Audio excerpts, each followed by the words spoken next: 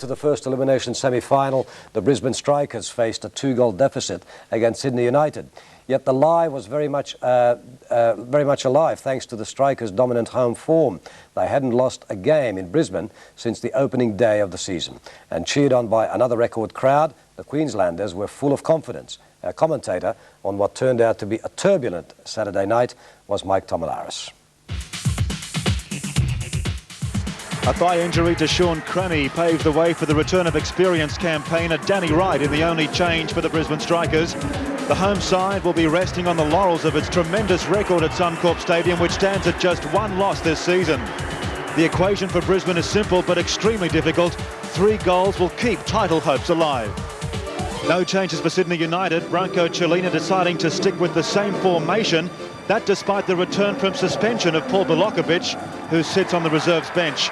The instructions for the visitors will be to play a natural yet cautious game and try and erase the memories of the 4-0 thrashing United received on its last visit to the Queensland capital.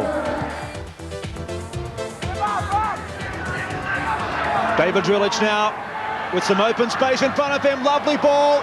Chance here for United. Milicic brought down. All eyes on the referee. And no action taken. The referee saying that a dive had occurred. Alan Hunter in there. Polak for Brisbane. Still with Polak. Good run, beating 2 defenders. And winning a free kick also. Much to the delight of the parochial audience here at Suncorp. Now behind the ball is Polak. Farina. He'll look for the cross. He's the target man. And over the head of all the players, including Perosh. 11 minutes of play. No score.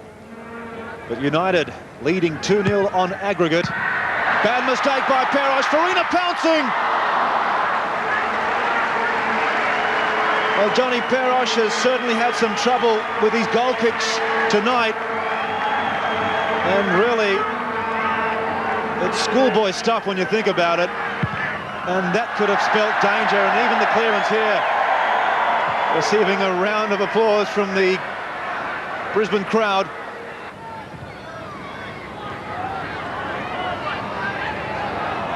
Gwynne.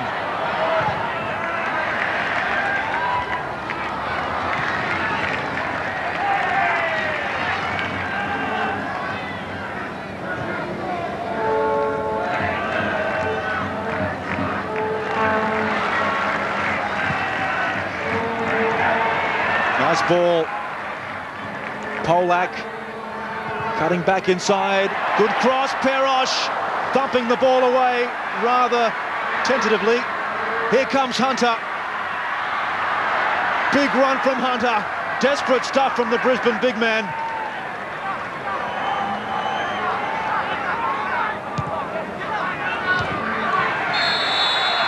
And a heavy challenge. Gwynne may receive the first booking. Indeed he does. Very aggressive start to the game, and also a second booking for Frank Farina for dissent. And Farina came running at the referee when he made the initial booking.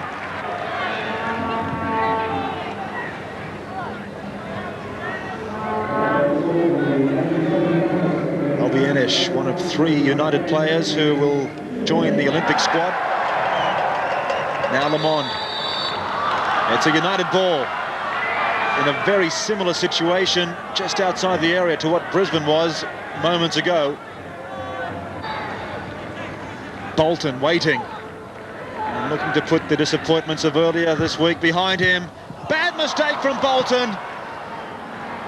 Lamond, chance here. Milicic providing the final header, but Clint Bolton, very unpredictable at times, and it was thought that he would have put the disappointments of earlier this week behind him.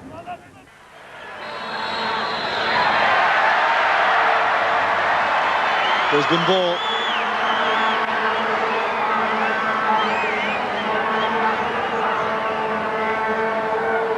Strikers playing with 10 men. Jackson being treated on the sideline.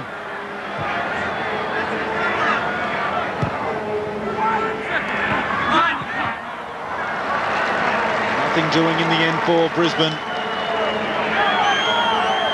They cannot penetrate what's been a very disciplined Sydney United defence.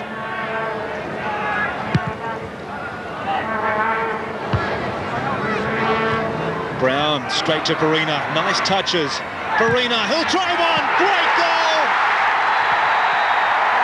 That is the moment that the Suncorp Stadium has been waiting for. And Frank Farina strikes again. If ever Brisbane needed a goal, it was that moment, just seconds before the half-time whistle.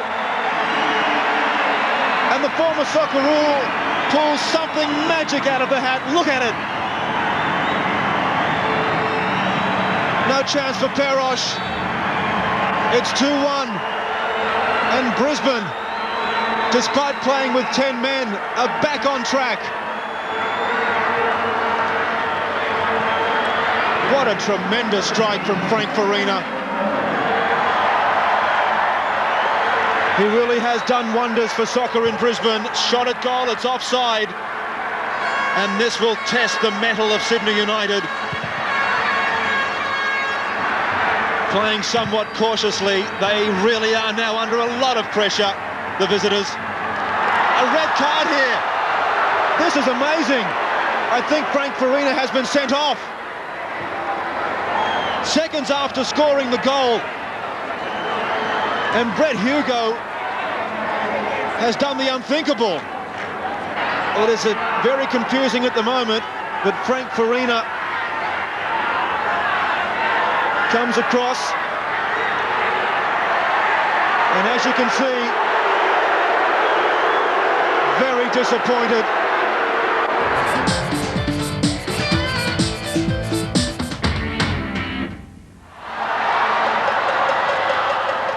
Seven players from Sydney United inside the box, opposed to 3 Brisbane attackers.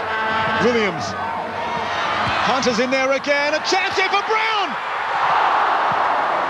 John Perosh, just when Sydney United needed them most.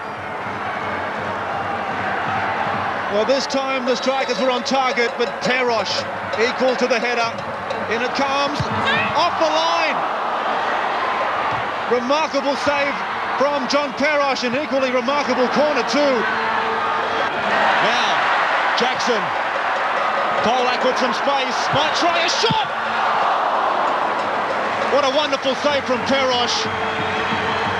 Well, he's received so much criticism this season, John Perosh.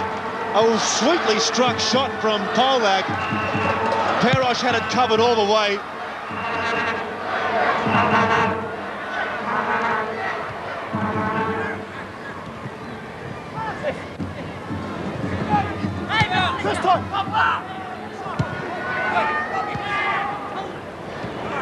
Phillips to Moric. Trajkovski. Chance here, off the post. Lamond finishes it off. And Lamond has certainly finished Brisbane for the season. It was all a matter of time for Sydney United. The numbers weren't there in the end. Lamond couldn't really miss from that distance. It's 3-1.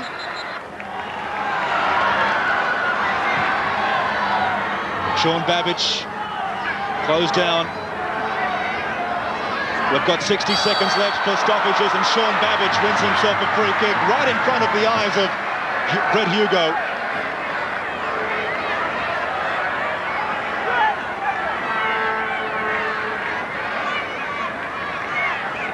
Battistin involved.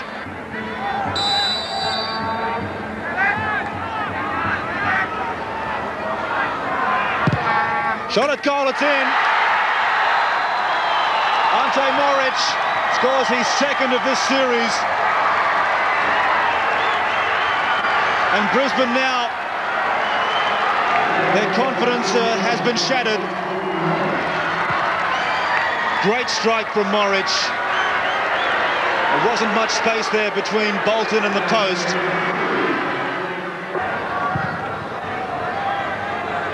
Made life easier for Sydney United in the second half.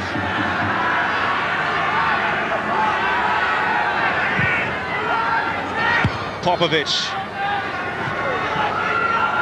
Lamond here.